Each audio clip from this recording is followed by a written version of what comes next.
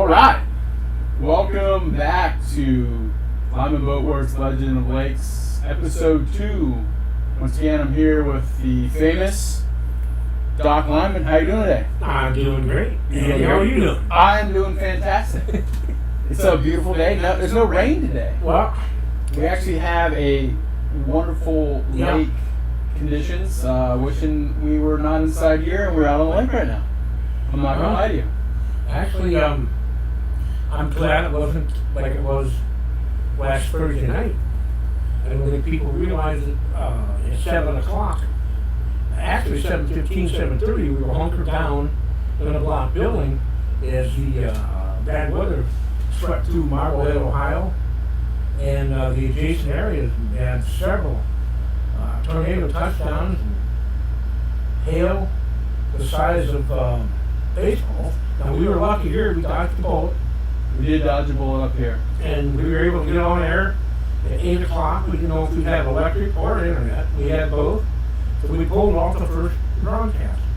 We did, and our thoughts and prayers go out to everyone still like Point Place, especially down in Toledo, who got hit pretty hard. I know Governor was down there yesterday, surveying the damage, and one of our very own friends up here, Deb's car does not look really good. Yeah. It's looking pretty rough. And some in-laws in our house was severely damaged. Moving on, it's a beautiful night here at Marblehead, and we're going to go into episode 2 and have Miss Andy Quake narrate. You know, here we go. You can't get my name right. You know, how long have I known you? You still can't get the name right. I feel like you're doing it on purpose. That's fine. Right. Okay, Kookini. Okay. Well, let's move into let's kind of recap. Yeah, So let's recap where we were last week. So we kind of ended last week. I think we're somewhere in the late 1920s. Correct. Yeah. So we kind of touched on the move to Sandusky, but we really didn't get into the move, and we kind of blew over a few topics that I still wanted to bring back prior to the move. Because I'm a race nut, I like boats, I like going fast, and there's something that still interests me about the Lyman racing history. And there was a boat dealership down in Florida. Do you remember the name of that one? Yeah, it was Becker, Bruno Becker. And tell me about Bruno Becker. What was their relationship? He was just a large Lyman dealership in Gulfport, Florida. Was like the largest, right? Oh, I don't know about the largest. But he was a large. He was a large one. And then he had a gal racing for him. He did. I believe her name was Helen Henschel. Are you pronouncing that right? Henschel. Helen Henschel. So we had Helen Henschel racing Lyman boats. This is A Lyman 11-foot speed pen. 11 foot. This is not the 13 foot. Not the 13 This is foot. 11 This was foot. before the 13 foot. Before the 13 foot. Correct. These were still backyard built boats Speed pen. out of 43rd Street Yep. place. I think that's pretty fascinating. In Florida. Oh, those boats sold all over the United States. You think they ever went out to Lake Tahoe? Oh, yeah. There was a boat dealership, Fred Ween, we're getting off base here, but anyhow, That's okay. by the mid-50s, Fred Ween and Son-in-law had dealerships in every state of the Union, Puerto Rico, and they were shipping some boats overseas. Really? Oh, yeah. No, that's really interesting. I did not know that. Well, very large. Very large. That's when we're going to get into the mass production scale. Correct. We'll get into that. We're still in small production scale. Right. We're backyard boat building, but he's racing boats and having a good time. And I think before they left Cleveland, there was an interesting story about one of his his boyhood friend that he used to fish with. Charles Cook, right? And then didn't he do a boat for him? He did. He building an little inboard, utilizing one of the Cook motors, which Charles Cook Motor Company or Corporation, whatever it was, built specifically for use to power the pumps in in the oil fields around Lyman and northern Ohio. And he built him, I forget how long it was. I think it was. What was the name? Odessa, right? The Odessa. Odessa. Yeah, I mean, Like it looks 17 or 18 it looks foot, to me little like tender. Somewhere between 16 and 18 foot. With You can a, definitely tell it's a Lyman hull, and with a single cylinder gas powered cooked motor. a little single. It's like one of those antique tractor shows, and you see the single Exactly. cylinders just going down the lake at all 3 miles an hour. Probably that's about it. That's about it. It's perfect trolling speed. Yeah, that would be. Perfect trolling speed. But yeah, his son contacted me.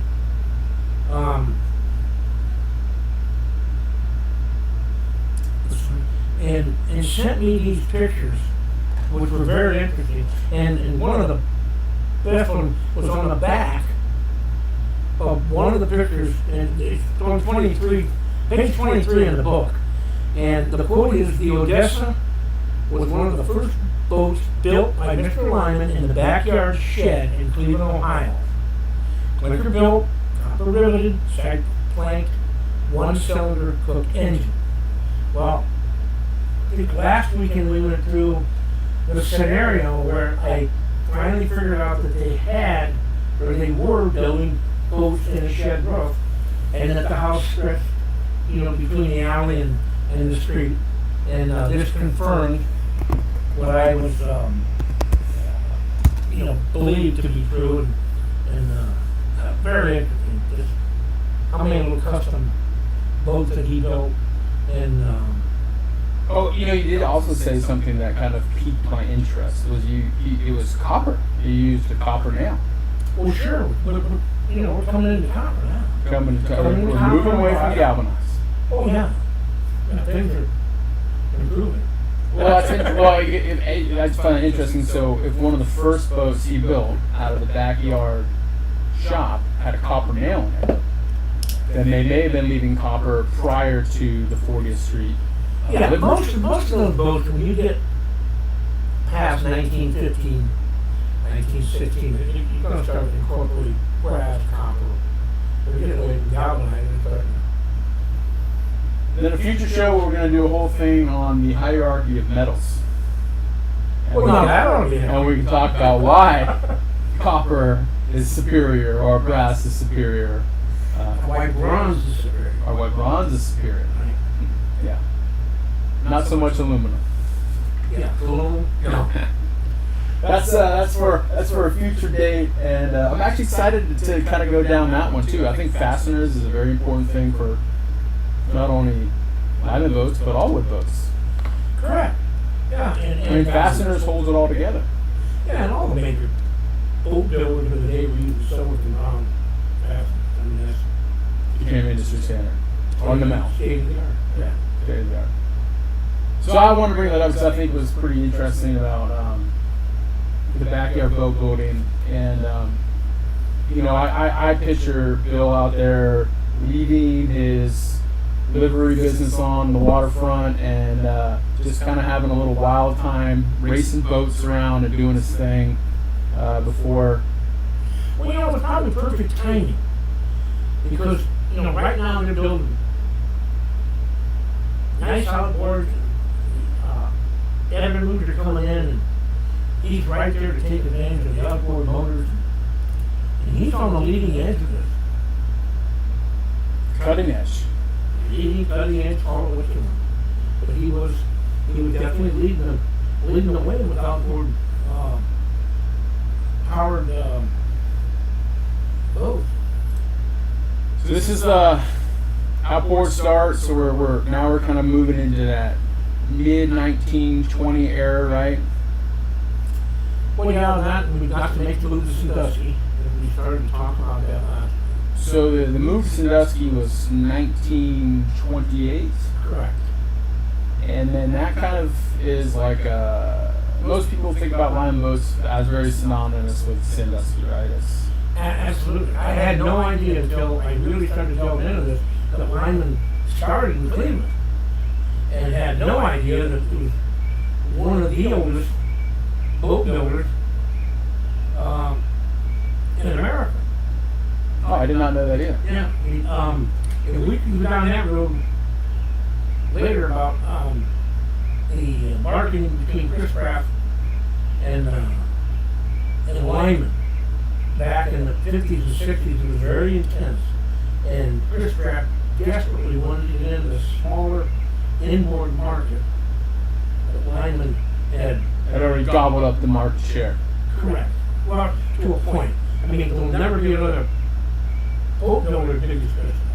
Chris Craft was an absolute, well, they still are. Great the boat building company. But some of the marketing was, it was interesting. And I really want to tell this story. Well, you can tell a story. We can deviate from the side. I mean, it's Lyman has always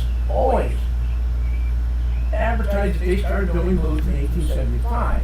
And that's documented from proof to the business director in Cleveland and the all the records. Well, Chris Craft, one year, it was back in the 50s and 60s when the Harley was intense. All of a sudden, Chris Craft comes out.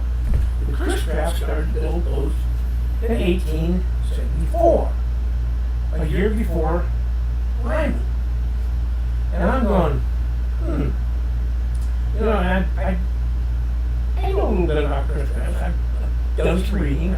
I got one of the first editions of Jeff Rogerson's book on Chris Craft, signed years back.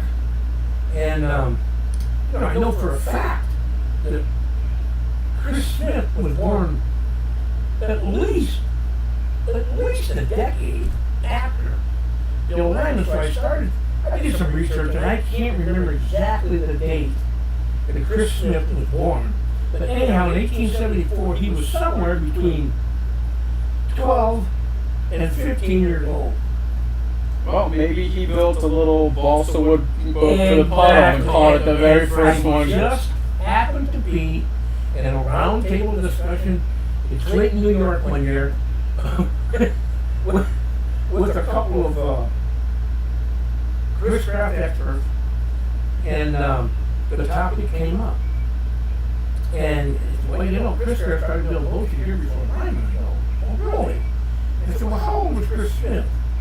1874. And well, let me tell you, he was about 13 years old. Well, that's when he started to build duck decoys and half-wood boat hulls and boats that he would tow down the creek to see how they... I go, really? Well, does Huck Finn count for strapping logs together, making a raft? I mean, you know. It's called embellishment. But anyhow, that's one of the more interesting stories. No, it's kind of a truth, but yeah. I feel like we're dabbling into politics now. Yeah, all right. Let's get on with it. Moving on Moving on. to Chris Craft's political scheme to grab market share by talking about they were the first into the market. Chris Craft was big. Very big. Very big. All right. That was a good story. Well, I don't think it would ever get in if I didn't bring it up. I would never imagine that happen. I couldn't even imagine being the marketing director of this company that was like, let's make this embellishment when he built the boat when he was 12 and call it inspiration. This stuff comes back to me as we start talking about this. Well, I think that's what the show should be more about. Yeah, jogging my memory. Jogging the memory. Yeah. What else is in there? Well, continue. We'll see. We'll continue. All right, so we got the Odessa. So now I think that kind of brings us up to the 1928 time period. Big move, right? He has to make the move. And so they wanted him to come to Sandusky, right? Didn't the city want him to come there? There was a large drive within the municipality of Sandusky to bring. The city fathers of Sandusky, way down leading the group, wanted Bill Lyman to bring his operation to Sandusky. Build boats on Sandusky Bay. We will get you lined up with waterfront property, which you need. And that was the sell. They wanted it was like trying to get a Whole Foods come to your town. They were trying. Well, sure. Running this business is a technical business. Should have never been moved off the lakefront. We will give you bayfront property, which is basically lakefront. Well, it actually worked out well for them to have a bay where you could do tests and other things where there wasn't always being beat by prevailing, bay. It blows out of the north and you can be on that side of the bay in Sandusky and it's still pretty nice. Yeah. So it worked out perfect. Worked out perfect. And he was still racing boats. Oh yeah. And so the bay is another opportunity to kind of I think we touched on that last week. Hone that. Excuse me. Bill Lyman would host the races on the weekend at the plant, and all the racers that came in, could prep their boats at the plant and launch them. What a marketing scheme that was. Come to the plant, prep your boat. Oh, you need this, you need that. Sure. Here you go. Well, they were all Lymans. I mean, but I'm sure he helped other competitors out. They needed a par. They needed something. Yeah. That's pretty cool. So 1928, the move starts. Right. 1929. I think my haul records start April 29th, 1929 in Sandusky. April 29th, 1929. Maybe those should be your new numbers in Keno. 329. 329. 329. Might be a winner tonight. We'll let you know next week. That's where the haul records actually start. Oh, April. Excuse me. I said 3. April's 4. 429. 429. Yeah. And of course, they're no sooner set up building boats, and the Depression hits. They're moving in, and the Depression starts to they're moving into the to the Dow tractor plant, or actually the old bar rubber, into one of the back. So it was a temporary thing, right? Temporary thing. They got. What happened to Dow? Dow Paper Company. Weren't they kind of like going under though, the tractor company, or the defunct? Well, the Dow Tractor Company transformed into the bar rubber, but the Dow Paper Company was a huge company. Like thousands. And there was like paper. Yeah, paper company. And then there was a tractor company. They built tractors for a time in that particular plant. And then they made paper. That was down on the water. Not in that plant. Not in that plant. That's kind of interesting. Way down That's a on the really water. interesting mix. I'm going to make paper and make tractors. He was a big time businessman.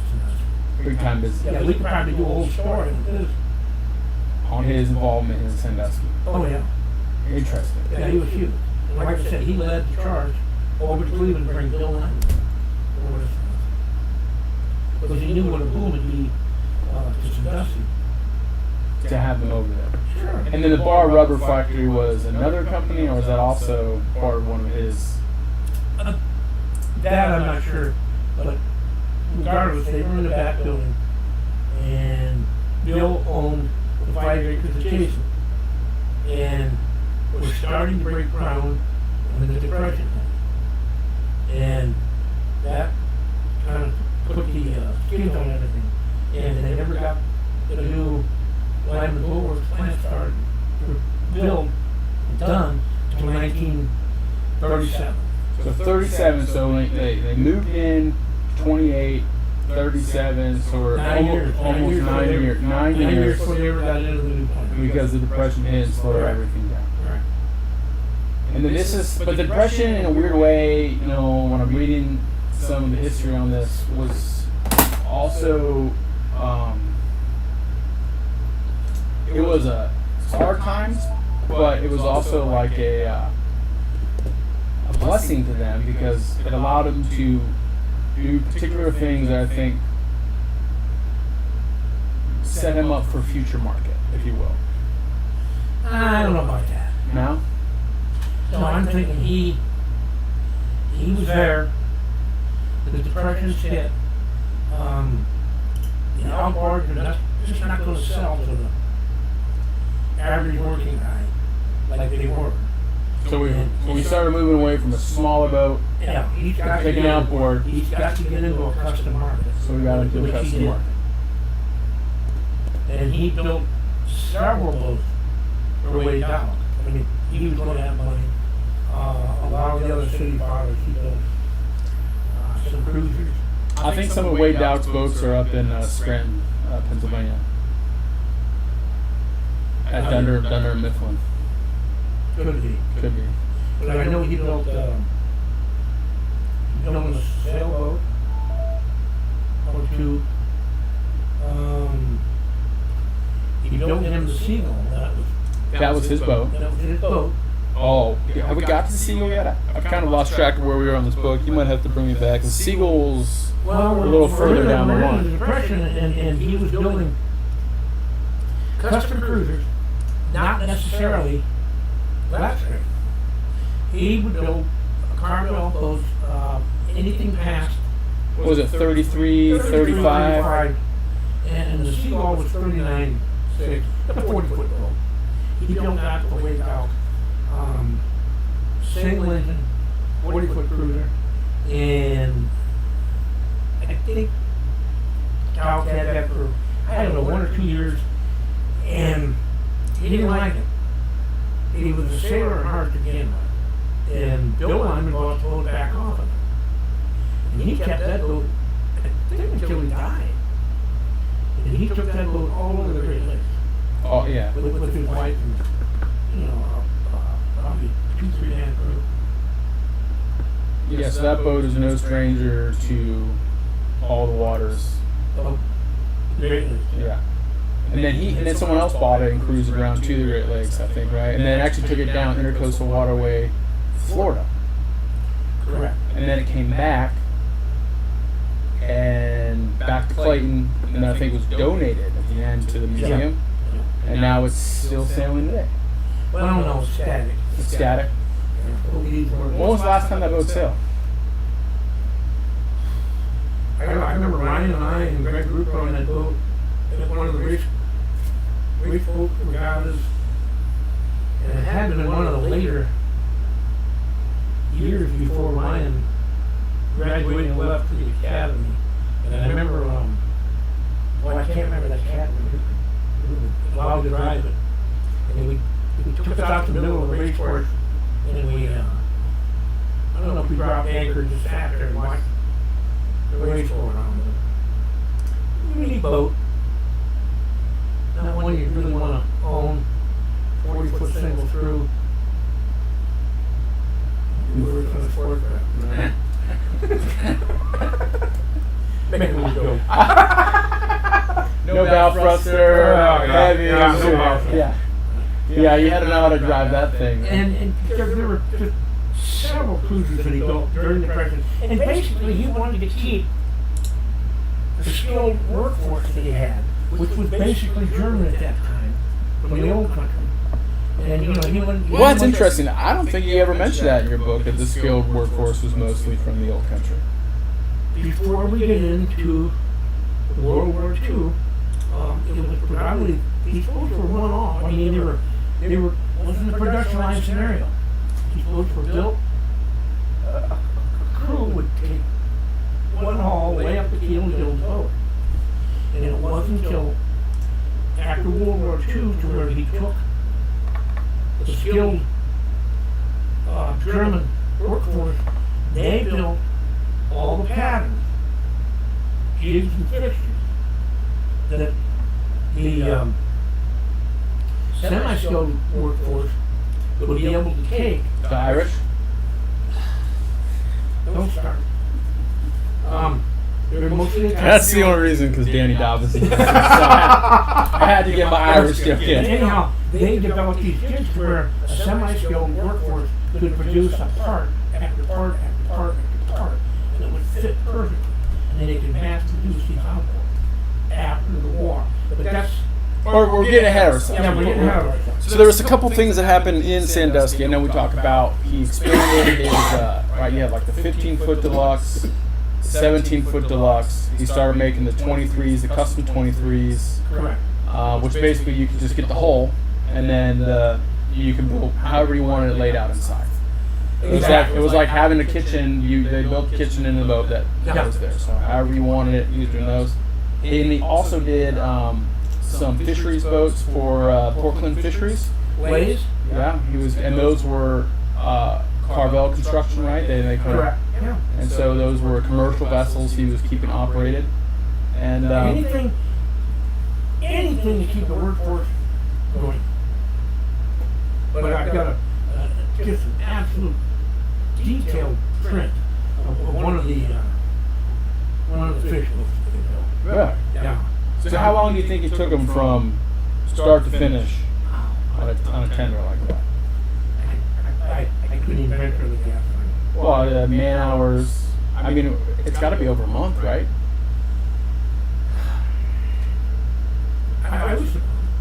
So let's say you get one of those, you can keep 10 guys gainfully employed for a month. Correct. So yeah, it's a big deal in the middle of the depression. Oh yeah. Just trying to keep the doors open. Be a big deal. Trying to keep your skilled workforce still with you. Even bigger deal. Matthews was doing the same thing. So now Matthews was out in Port Clinton. Correct. So when did they start building boats? Do you know that one? Just about the same time that Lyman did. Right. So Matthews may be older than Chris Kraft then. Oh yeah. Matthews and Lyman were going back in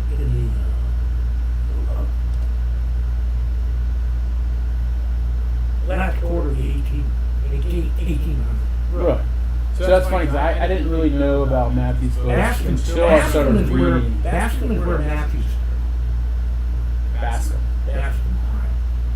And they would ship the boats up here. And they moved to Port Clinton. Now, I never. Do we know where they were in Port Clinton? Oh, yeah. I was at the office. They had the office safe in that plant. Right. So you have the office safe from Matthews Boat Plant? Yep. And it's still got the original gold leafing on it. It hasn't been painted. All safe company. Matthews Boat Works. Or Matthews Boat Company. Right. And so we bought it at the auction. when they auctioned the whole plant off? When did that happen, out of curiosity? Rough estimate. 1980, I don't know, 83, 84. 83, 84. Yeah. Huh. And then, just because I'm curious, I know maybe some hardcore Lyman boat listeners out there don't know a lot about Matthews boats. Where were they in Port Clinton? I can't remember the streets. Down the Jet Express. If you look directly down the river, they were back there by the railroad. They were back there by the railroad. Yeah. Interesting. But they were on the river. Yeah. On the upside of the bridge, but before the railroad bridge. Correct. Oh, there's a truck. Yeah. Yeah. That was definitely a tavern. Wooden boat. Right. In the day. And now now we're going down the Matthews thing. So Yeah, wait. I don't know. We will bring that up. We will bring that up later. Every time you say Matthews, all I think about is bows, so I'm not associated with bows. We'll bring it up later. How Matthews and Lyman combined forces during World War II. Really? Because Everyone was playing the same sandbox at that time. Right? It's all about everybody the playing war. the same thing. Everybody's on the same page, everybody's on the same team. So, but anyhow, let's get back to where we're going with it. So we're at 28. We got the move. We got new We models. just left Miss Surfrider. That was the boat you were so enthralled with, the 9-foot speed tenders that Ellen Herschel. 11-foot speed tender. Yeah. 11-foot speed Did I say tender. 9? He said 9. Last There was a 9-foot, or was it an 8-foot? It was not a 9-foot. It was an 8-foot speed tender, which was the little boats they were making for the big yachts. Well, a lot of those are 15-foot rolling tender. I do have a 9-foot speed tender that I want to get done and put I've got a 1941 KR-10. Hope to have you should start, having some volunteer work come out and start restoring these boats for you. You could have a whole other side gig. Yeah. Possibly. Let's do all the history. All right, 8-foot tender, 9-foot tender, 23 custom. We had those things coming up. The deluxe, and then we, of course, once they're in that factory, I have to bring this up because I love that 11-foot speed tender. Now we got the 13-foot reverse slap straight Race boat. Right. And then we get James Rudy, right? Correct. And there was a point in time when a Lyman boat owned, I believe it was Class 1 Division C. Class C. Class C Division 1. Yeah. I feel like we're talking about like explosive properties of things here, Class C, I gotta correct me if I'm wrong. I know somebody's gonna correct me. Somewhere between 25 and 27 horse. Max. Is Class C racing engine for the 1930s. And so maybe it's 22 to 25. And those are the Johnson's, whatever. I don't know what he. PR Johnson PR50. PR50.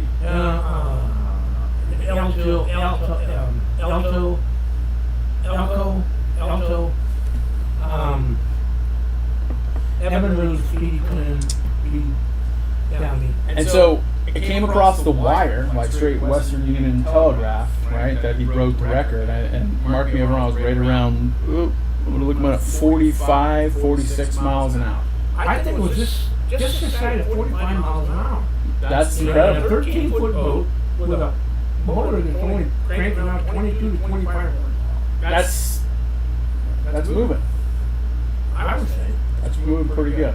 So I thought that, and then he went on and had a bunch of wins, bunch of victories, not only here but across, They were across raced the all states. in the lakes across Ohio, Indiana, Illinois, Michigan, mostly in a little rock, small lake. And that's a great picture was taken, and I think it's in his backyard in Detroit. He was from Detroit, and all the trophies he won are sitting on top of one of his reverse last big racers. It's in page 33 of the book. And when he died, I believe his widow brought all those trophies down and gave them to the museum because he was what you would call today a factory-sponsored racer. Yeah. Joe Lyman built him a new reverse lap straight racer every year because the things were so lightly built, and he raced them constantly that they would literally, they'd fall apart. They were thin-ribbed, lightly planked, and they were just designed to go fast, and fast for not very long. And Jim Reed had a brand new one every year. They were always painted silver, they had the same number, and all these trophies. It's the only boat Lyman paid silver, right? I'm not going to say that, but I know. Oh, that would make for an interesting story. You could just say that now and make the truth. But all of these trophies, and I counted them, I think there's only like 6 that are missing, and the rest of them are still in the collection. Right. That I purchased with the Lyman Boarts. That's They're awesome. going to go to the museum. But that's a great picture of the boat sitting on salt horses, and then I think Jim Reed's sitting there. He's holding a trophy too. Well, yeah, but I think it's in his either Army uniform or Air Force. I think that's just how they dressed back then. Oh, okay. Whatever. Collared shirts and nice pants. White pants, yeah. But anyhow, he was very successful. Very.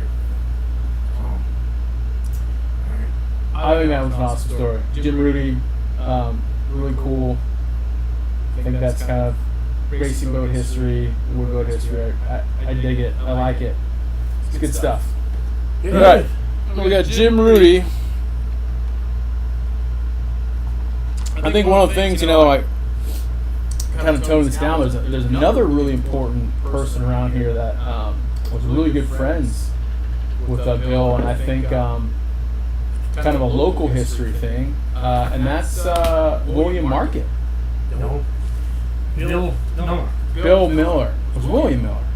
William Miller. William Miller. Miller Ferry. That's right. William Miller. Right. He's good friends with Bill. And so they started out as a livery for Lyman boats. Correct. 1905-ish. I don't think it was that quite that early, but he built them. It's more than 20s and 30s and 40s. But the livery business. Was the livery back that far? No. No, this would have been a Sandusky market. Would have been a after 29. After 29. And you get to have a livery business, and you get to have some commuter boats. The Bill Lyman built in the mid 20-foot range. Yeah, so the Miller Boat Ferry, if you will, used to be a Lyman boat fleet. Yes. Well, there were Lyman boats in the fleet. In the fleet. Correct. And some other boats, which we don't know yet. We don't know. Correct. But I think that was pretty fascinating. So you don't get on the ferry, you'd actually go across in a 23, 26 foot wooden boat was the ferry at the time. Moving groceries, moving everything else, doing the whole gamut. Yeah, Back and forth. Well, right here. You can see the fleet. And this picture came from Billy Market, right? Bill Market, senior. Good friend of mine. My dad and I got to know Bill and Alice over there when we worked over there. And he donated that picture for the book that he found of some of the linemen in the fleet. Yeah, it's pretty neat because there's no dock. They're kind of all moored off there on like a mooring bar. Oh, no, I think that was a photo op. Was that a photo op? Yeah. But it's a nice picture. Yeah, I thought that was really interesting. Yeah, how much history. I think people don't understand if you're outside of this lake area how much history and boats and on the water plays into like everyday life. Now we kind of pleasure boat around and maybe take the boats over for lunch or whatever. But before that's how you got your groceries. That's how you got to the shore. Yeah, that was it. Or the ice road, and before airplanes came in, and this is pre-Ford tri-motor, right? That would be pre-Ford tri-motor. That was around the same time. So, but speaking about boats and islands, you had a busy weekend. When? Last weekend? Yeah. So tell us about Father's Day. Well, happy Father's Day. Happy Father's Day to everybody last weekend. How was your big weekend last weekend? Well, we went to we had what do you have over there?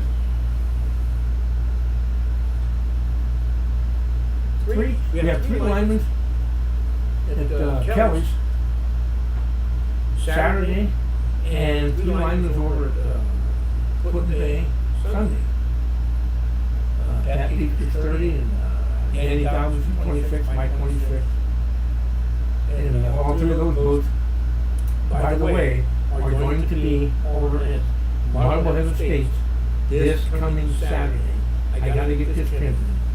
At the 2nd annual cruising. Anybody out there that's got a lineman in this area, welcome to bring your boat over. We have plenty of docks. We have plenty of stuff going on. Food trucks, entertainment. Chris Hammond putting on a engine live demonstration seminar that will probably go half a day.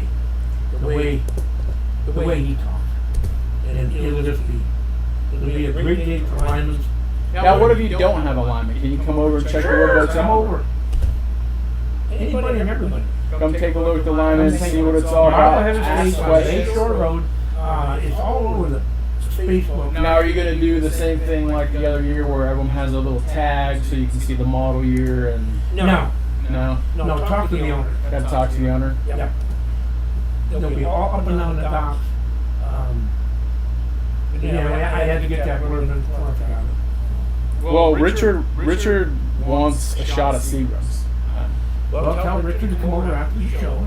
Yeah, Rich, you got about 5 or 10 minutes. Just come on over. You can have one. So. Richard finally got signed on. Well, I don't think I think Michelle signed on, but I'm sure Richard's watching. Yeah.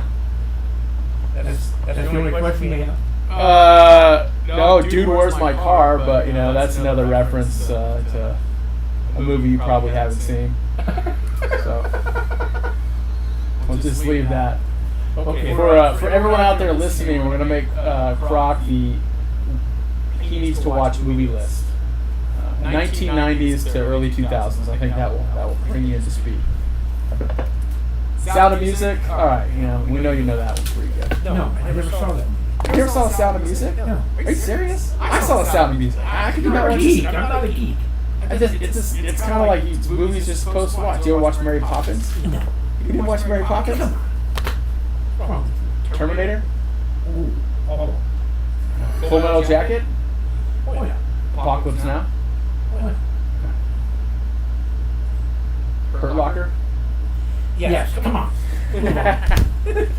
Well, I think we're kind of coming to the end of the book, so I'm just kind of rambling End of the here. book. Well, end of the chapter here.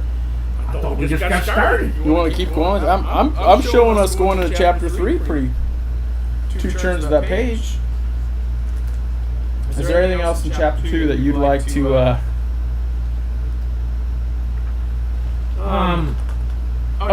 Danny Dobson asked, do you have any idea how many boats for Saturday? Oh, yeah. I'm sure. I think the reservations are probably close to 20, 25, and you can add another 10 on that, I'm sure. That'll show up unannounced, unregistered. And we have docks for everybody. We've got, I think, 40 docks. 40 docks. Or close to that. Close to that. So, come over. And these docks are 40 foot. So if I put a 26 in the dock, back it in, There's enough room to hang another one off in front. Oh, yeah. Either outboard or a small inboard. So we got plenty of docks. Bring the boat over. You got a Lyman, actually, you got a wood boat, and you just interested in Lyman, everybody's welcome. Everybody's welcome. I think that's a good. I would like to go out because I would like. Is there any Matthews boats sailing around? I'd like to see like a Matthews, a Lyman, and a wood boat all lined up together and have like an interesting historical photo op of boats built around here. I think the closest Matthews right to our harbor is Lincoln. I think that'd be neat. And off topic, I think that'd be a neat wood boat, Lake Erie wood boat kind of photo. We'll put the Lyman boat out in front and then the other 2 on the side. There you go. So what else we got? I don't know. Come on. What, you got anything else in this book for this evening? We kind of tease them on chapter 3. Well, chapter 3 gets No, into chapter 4. So first factory, 8,000 square feet, right? Roughly, or something like that. Yeah, Somewhere in that neighborhood. 9 years, 9 to 10 years So it took them 9 years. to build their actual building. And in that time, then we get into pre-World War II. So we're at kind of the World War II entrance of the war. They actually have a factory. We're no sooner out of the Depression. Lyman's got their factory built, and they got to go into war. And then we go to war production, Right.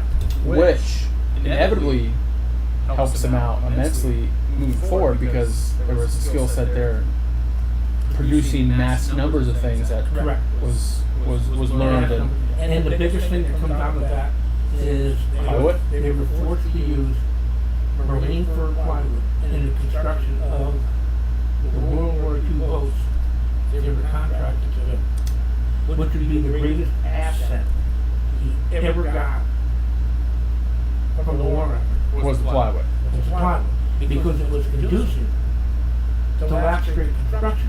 Before he was using solid cypress, straight grain cypress, straight grain mahogany, where you put a line of clinch nails and screws, and they're all on the same line.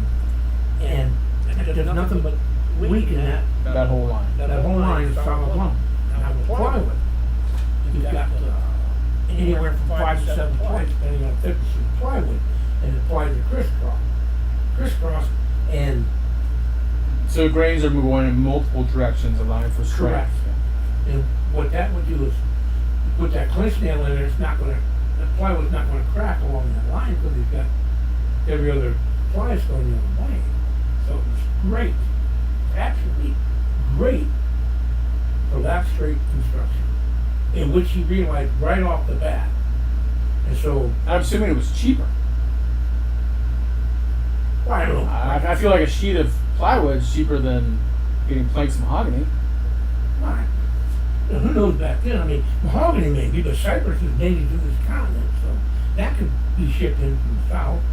Mahogany would have to be shipped in overseas. But the thing is, excuse me, he knew right off the bat.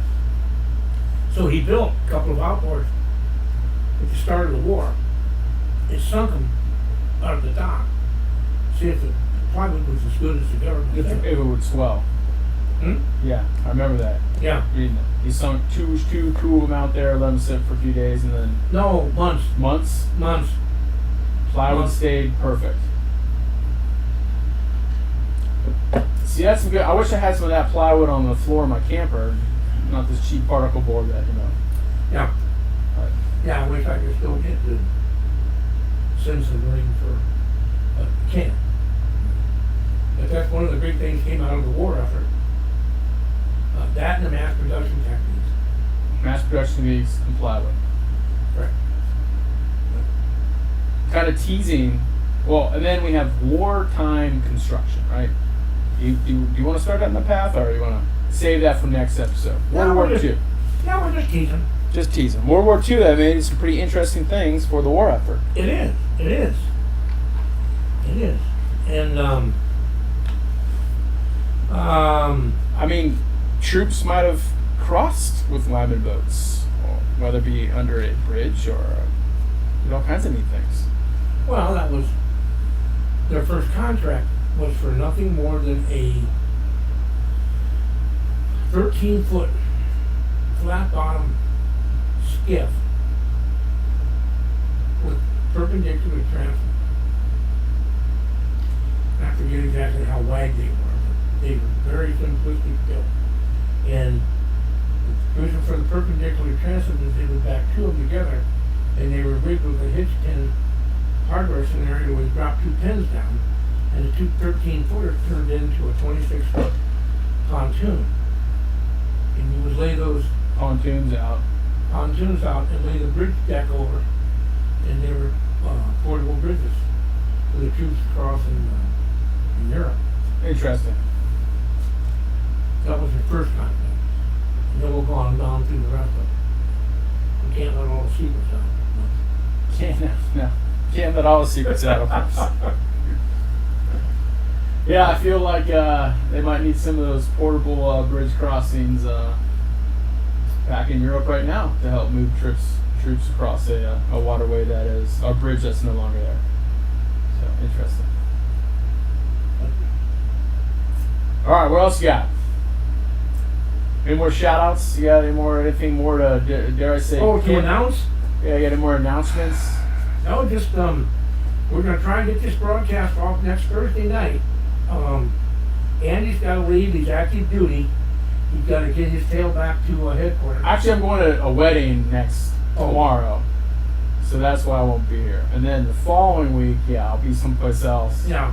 And then I'll be here, and then I gotta go back and shave. Hopefully, no one from my work's watching because Yeah. I'm supposed to be shaved. You I'm supposed to be clean up supposed to be shaved right headquarters. now. But I hope to have Chris Hammond here next Thursday night to help me get this Mac operated. We're gonna leave everything set up, and we're gonna broadcast live next Thursday night. And if I get Chris to help me, we'll we'll talk about all things Lyman, and I'm sure it'll be interesting. Yeah, 100%. So we're gonna say World War II for the future. Yeah. Oh, yeah. Yeah. We're gonna change. What is it, chapter 4 now? I don't know. When we start talking about World War II and history around here, because we're they're going to it. I'm you know, we got Colonel Klink's uniform is just down the wait a road minute. here. No, we gotta go. We're going chapter. We're going chapter 3. We're going to see the war for a little bit else. We're going to talk about some of the marketing stuff and styling stuff they did. Oh, all right. I'm a big fan of marketing. Well, they were on top of it. They're ahead of their time. They were.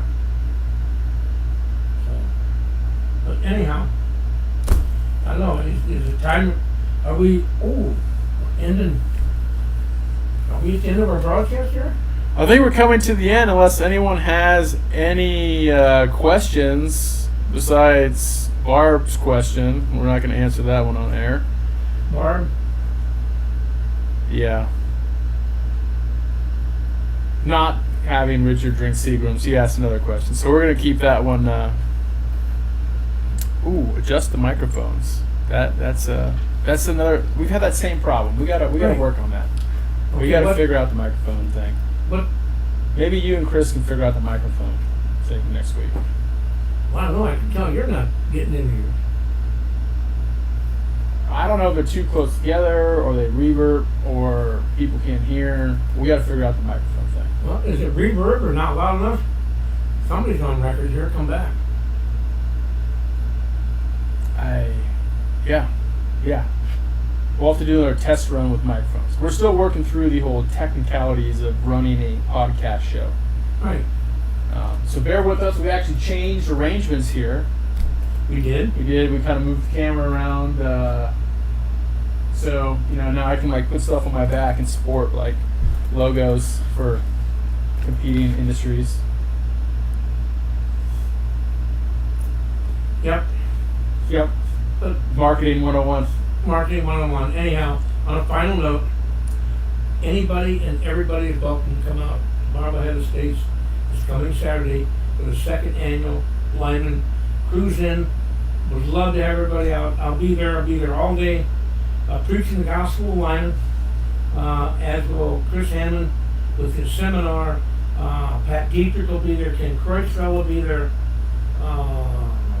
3 of the leading Lyman restoration experts will be there to answer all your questions. I'll take any and all questions on restoration history. Pat will take any questions on restoration. Ken Kreuzfeld.